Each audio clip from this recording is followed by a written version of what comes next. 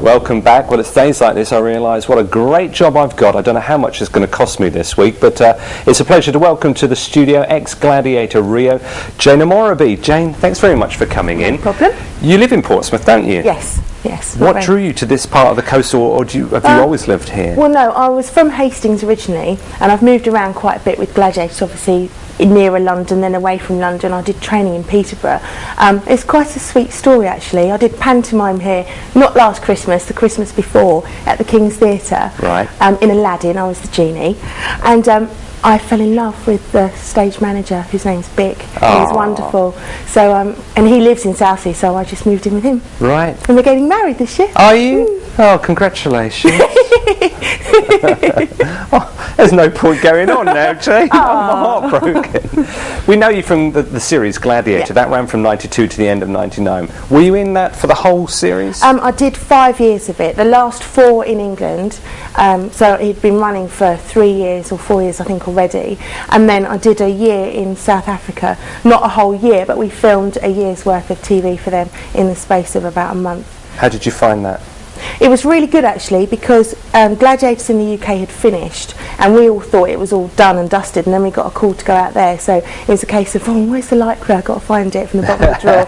And there was less pressure, I think, because we knew it wasn't going to be shown over here, and it was the most enjoyable series I've done so far. And obviously the whole kind of racial issues over there, it was very interesting to go, because I've had no racial problems ever in my life. So to go to South Africa, and I think Rhino and Saracen and I shocked a few people with the I'm sure education. You did. I lived there for 3 years. Yeah. Where were you based? In Joburg? Yeah. Right. It's an awful place. Yeah, you wouldn't want to live there now. Did you travel around the country at all? Yeah, we did 2-3 weeks worth of filming for the series in Joburg, which I say was like Mad Max place. It was bizarre. And then as part of the promos for the show, they took us on various like wine tasting tours, and we went safari, which was beautiful. And then everyone went home, and Hunter and Ace and I stayed because we're all buddies. Yeah. And we hired a van, like a big car thing, and we drove up the East Coast, went to Cape Town, drove up the East Coast. We went white shark diving, bungee jumping, did some more safari. We went to Zimbabwe and went white water rafting. Well, I got sucked in a whirlpool, really died, it was dreadful. So we stayed for another 2 months. Oh, I don't blame you. I don't blame you. We're going from one Gladiator to another, because I must admit I didn't know. I remember exactly the part in the film Gladiator, with Russell Crowe. Yes. In the reenactment of the Battle of Carthage, although on your website it says Carthage, you've got to get somebody to sort that out. Oh, well. It's the Battle of Carthage. You were in there, and you were the one that got chopped in half. Yes. How did you get that part? Well, one of the gladiators from the TV show called Diesel, he was in it for a really short time, and he wants to be an actor. He's actually in LA at the moment, chasing up his dream. He went for a role as one of the gladiators, and they didn't give him the job because he said he was too good looking. I don't know if to buy that or not. Yeah. But anyway, on the way out, he overheard the producers all saying, "Where can we find a black girl who's 6 foot odd, long plaits, attractive but athletic?" So he sort of rang me up and said, "You owe me big time, but get down here tomorrow." Too right. Did you meet Russell Crowe? Yes, did. Is he as miserable and as moody as they make out? He's not my favourite person that I met out of the whole experience, no. And did you meet Ollie Reed? Yes, lovely bloke. He was, like some people just have the most amazing amount of presence that they only have to say something or enter a room and you're just spellbound. And it wasn't just the fact that he was famous, because so was Russell Crowe. But he didn't have that same... Yeah, I know exactly what you mean. You can be looking the other way and you almost feel them coming into the room. Oliver Reed was lovely. And he was polite and friendly and generous with his time, and... Well, that's how I find him anyway. Yeah. Now, it's good to see you in your leathers today, because your career's changed direction again. You're moving into sports commentary. Yeah, at the moment I'm presenting Speedway for Sky Sports. It's live. At the moment it's once a week, but I think we've got some more dates coming with the Grand Prix. And it's really good fun. I'm a biker myself anyway. I've got a VFR 800, which I love. It's a brand new one and it's wicked. I had a CBR 6 for last year, but it's great, this VFR. Hey, listen, anything that gets you into leather is okay by me. So how long is that contract for? Have you got ambitions to go back and do maybe some more acting or stunt work? No, just presenting anything to do with bikes. That is all I want to do, really. Yeah.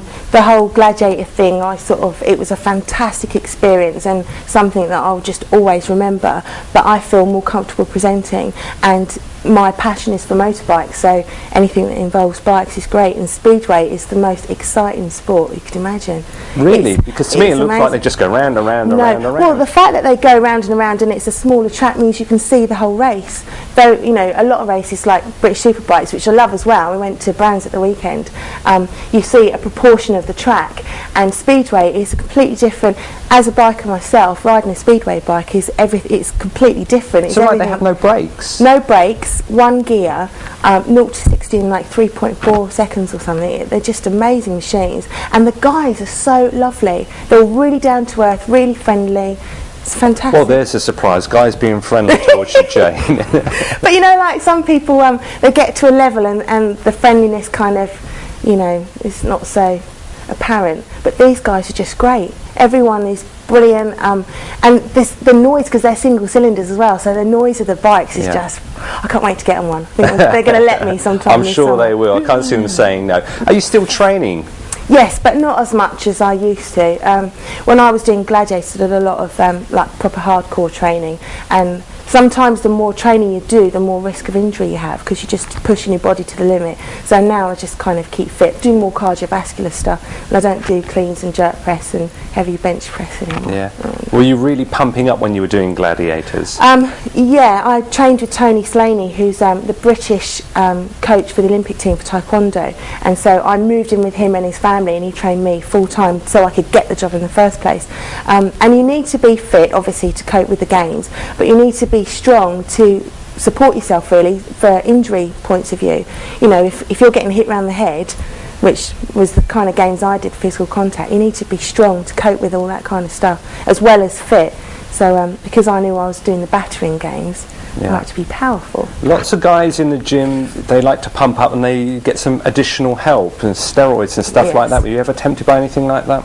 No, because I'm a girl and I don't want to look and sound like a bloke. So personally speaking, it's something I would not even think about at all. But I know that they did have an issue with steroids in the beginning with Gladiator. Obviously Shadow got sacked due to, from what I understand, steroids and social drugs, which is why they introduced drug testing randomly, so we could be at home at any time, day or night, and you'd get a knock on the door and you'd have to do the honours for them in front of them. Well, so it's been an interesting career so far, and I'm sure you've got a long, long way to go yet, but thanks very much for coming in. You must let me know which gym you come in, you know, so I can just come and give some advice sometimes. Jane, thanks very much. Thank you.